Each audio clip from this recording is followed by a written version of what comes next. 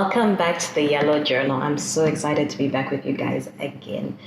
I think you can see something's a bit different. We're now at the Venue Avondale, such a beautiful spot. Every day we come across people who encounter loss. I think everybody can attest that loss is a really big thing. Today my guest and I will be talking about loss, some of the complications and how to deal with it. Cathrine, welcome to the show. Hi, Tine. Thank you for having me. This was coincidental, right? Yes, it was. Just for the record. It was. I would like to say I'm in sync with my guests, or you are in sync with me. Yes. Looking great. Thank you. Same to you. Cathrine, loss is something very deep. And I think you're part of the millions of people who encounter loss every single day. So I'm not going to sell too much of it, but I'm going to allow you to just share your story with me, and then we can just dissect it and decipher it and try to understand this thing called loss. Cathrine, my name is Cathrine. I'm a mom. I have a 6-year-old boy. My husband passed away last year in March. It's been a year and a few weeks now. It was a sudden death. He reacted to antibiotics. We didn't know he was allergic to sulfur. So he developed what they call Stevens-Johnson syndrome. Stephen Johnson syndrome, which is an allergic reaction to medication. Yes. So it kind of eats you up from inside out. Yes. Okay.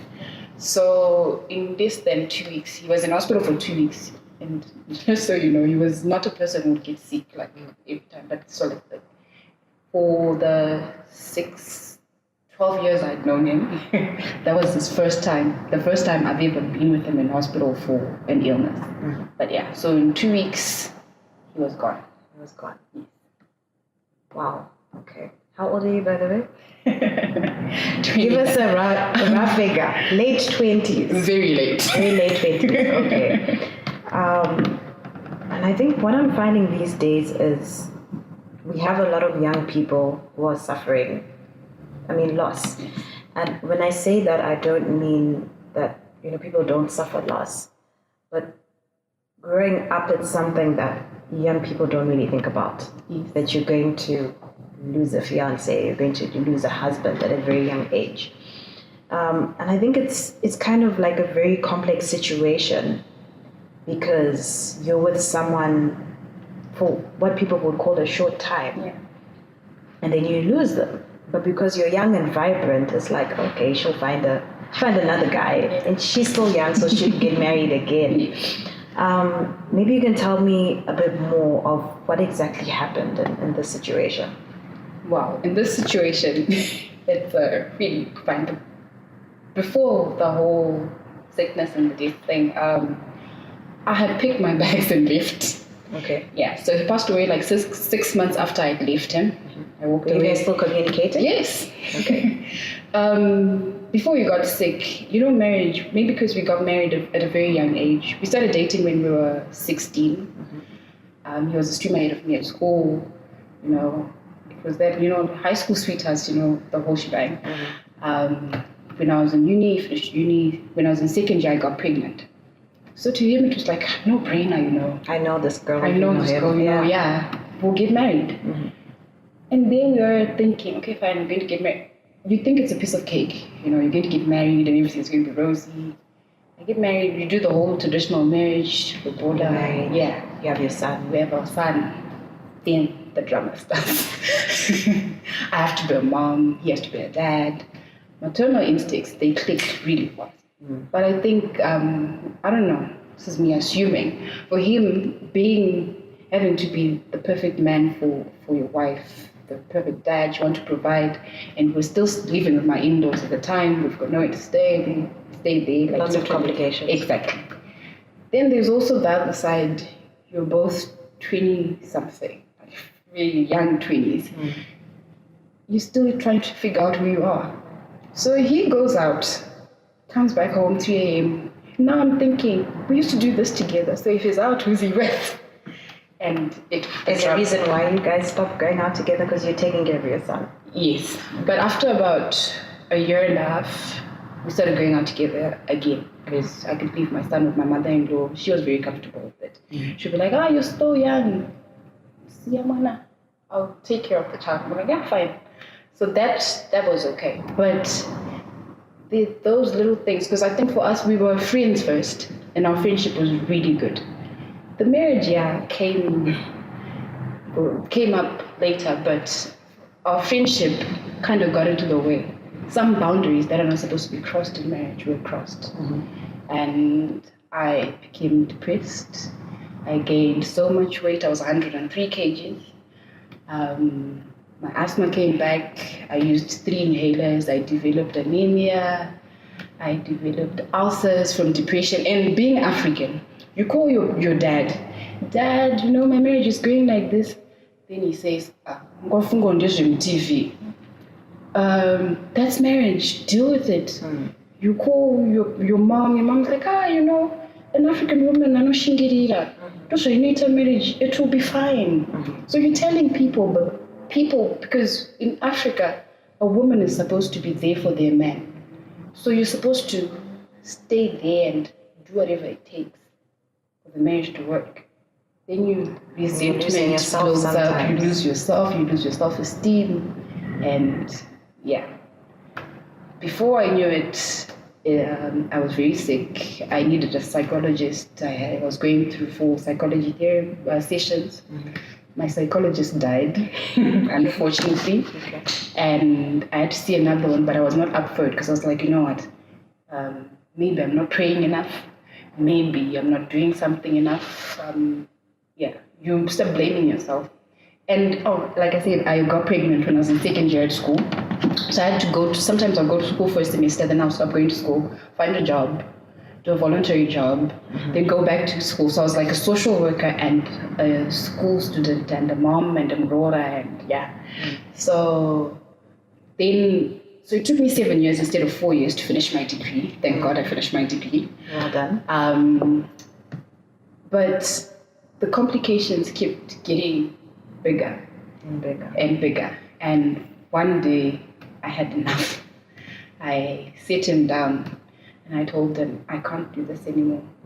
I'm going home. I quit my job and I went to my mom's house. Wow. We'll see you right after this break. To advertise here, contact us on +263 778 026 402. Welcome back to the Yellow Journal. We've been talking to Cathrine Mafuku, who experienced quite a different type of loss. That's what we're calling it. And we've been speaking about how she lost her husband at quite a young age and how she's dealt with it. Cathrine, how are you feeling? I feel fine. You feel okay? Yes, I'm good. I get quite nervous when I have to tackle really deep topics because I'm also wondering whether my guest is okay. So if you're good, then I'm good. I'm good. We spoke about what happened with you and your late husband, but I want to bring you back to what you said about you having left and then he passed away. Yes. So what happened just in the final days? In the final days, You came back. We were talking. Okay. Because, like I said, our friendship was big. We got to an understanding that our friendship, the marriage was not going to work. But the friendship was there and we loved each other. We were very good friends. So we used to talk. We'll talk about a lot of things. And so he got sick and he told me, surprisingly, he would tell me, and I would have to tell everyone else. So he told me, and he had to get admitted into hospital because he would work in different towns because of his job. So he was in Moshinga at the time. He got admitted and he would communicate with me every day. And I don't know if it's male ego or what, he would say, "No, I'm getting out of hospital tomorrow. I'm getting out tomorrow." So it's on a Sunday. So on the Saturday, the following Saturday of that Sunday, after like 6 days, I'm like, "You're still in hospital. What's going on? Send me a picture of yourself." No, I won't send a picture. I'm fine. The next day was a Sunday. Now it's a full 7 days. So I'm like, "Please send me a picture." He sends me a picture and the Stephen Johnson syndrome is now showing on the outside. So it was a no-brainer. I put on a pair of shoes, jeans and a t-shirt, and I had to go to Mashingo. You're like, I have to do this. Yes. Did people question you about that? There's the cultural aspect. I could not tell. I didn't tell anyone. I didn't tell my aunts. I didn't tell my relatives. My mom knew because I was staying with my mom at the time. That you guys were no longer together? Yeah, but my mom knew that I was going to Mashingo to be there for him. And my mom, she's like, yeah, no two ways about it. So did you feel obligated, or was it a natural process? It was a natural process.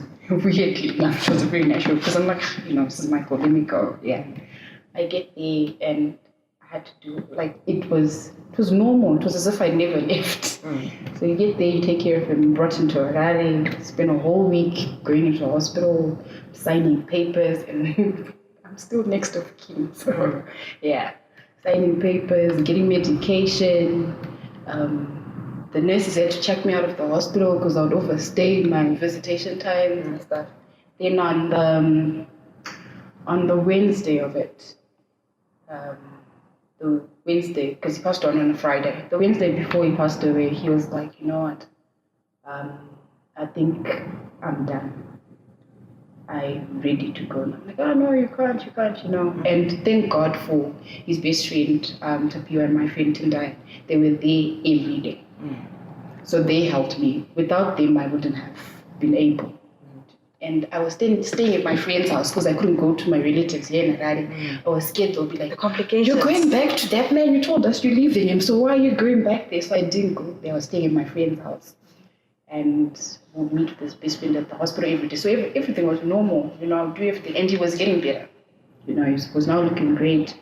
Then on the Friday, the day he passed away, I got there really early. Then he's like, today's going to rain. You're here.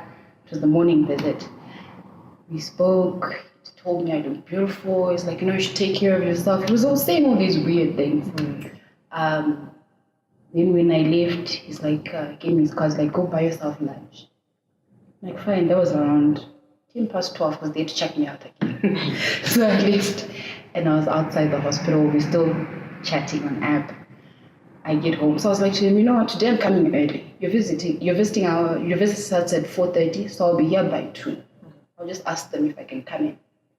So 12:20 something, I was still talking to him. My friend picks me up, we get to our house. My phone rang as I was putting food because I would just leave the house in the morning so that we rush to the hospital. So now I was putting food because I was really hungry. I'm eating, then she answers my phone and she puts it down, she goes to her mom. She's talking to her mom, I think she's telling her mom, the hospital just called. So she says, your phone is ringing. I answer my phone again and they're like, Mrs. Kuwana, please come back, but don't come alone. In my head, I'm like, that man, he's being a nuisance to the nurses. Let's go tonight, I need to go help them. The first person I called was his best friend. So, let's go, They're saying he's being a nuisance. We get there, and the first like, are you okay? I'm like, yeah, I'm fine. Okay, let's go. Call his dad. And they said we shouldn't come alone, so please come. I was completely oblivious of what was going on. I get in there, I'm so excited. I'm thinking, yay, he's better. We get into a room and they say, we're sorry. Yeah. 45 minutes after I left, he was gone. Wow. So, all of this happened and you were out of the situation. You were brought back in because of, just that natural connection. I think anybody would have done what you did. Do you have any reflections of what happened afterwards? Did that take you maybe backwards? Yes, it did. Because you were out of the situation, you got back in, and you guys were good. And then now all of a sudden you're a widow, but to someone who you were not with. Yes. I mean, there's so much complications. So many complications. Yes. How did you deal with that? I was very angry, very bitter. First at myself, because I thought I had been selfish. Maybe I should have stayed. sacrificed my own health and my own mental Now health. he's gone. Now he's gone, and I thought I could have saved. Had I stayed there, maybe I could have somehow figured out that he was allergic to sulfur, or I don't know. Then you realize, no, it's not your fault. It was going to happen. Exactly. He was allergic to sulfur. He was going to. And you think maybe it was a good thing that you were there and you're not being told? Then also having left, I think that, I don't know if you want to call it God, whatever you believe in, but maybe I was separated for those 6 months.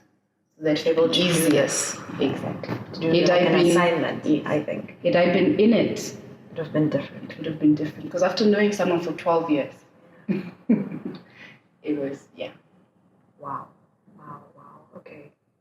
Thank you so much for speaking to me. It's so deep for me, and I'm literally feeling so many things right now. Thank you so much for speaking to us about this and being brave enough to speak about this.